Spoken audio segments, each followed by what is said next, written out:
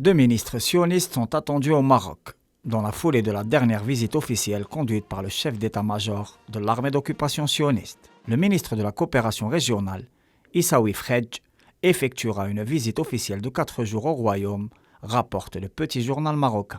L'un des objectifs qui va accompagner ce pas de plus vers la normalisation est d'accélérer la coopération principalement sur le volet médiatique. Pour rappel, la chaîne I24 a inauguré récemment son antenne marocaine et aspire à tisser un partenariat avec des médias étatiques.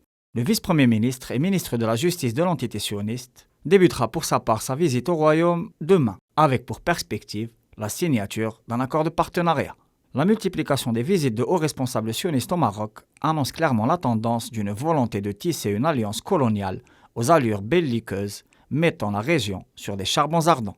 La monarchie marocaine a été le premier État arabe à sceller des accords sécuritaires avec l'État hébreu, à l'occasion de la visite du ministre de la guerre sioniste l'année dernière au Maroc. La participation de militaires sionistes à l'exercice African Lion 2022, ainsi que la dernière visite de Aviv Kochavi, avec pour objectif l'intensification de la coopération militaire entre les deux parties et l'installation de bases sionistes dans la région, est clairement un facteur favorisant la montée des tensions.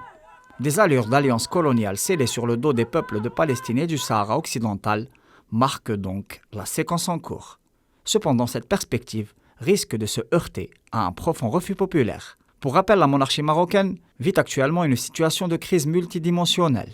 Et Rabat continue d'obstruer les efforts de l'envoyé spécial des Nations Unies pour le Sahara occidental, aspirant à imposer le fait accompli de son occupation illégale par une politique de répression et de violation récurrente des droits humains.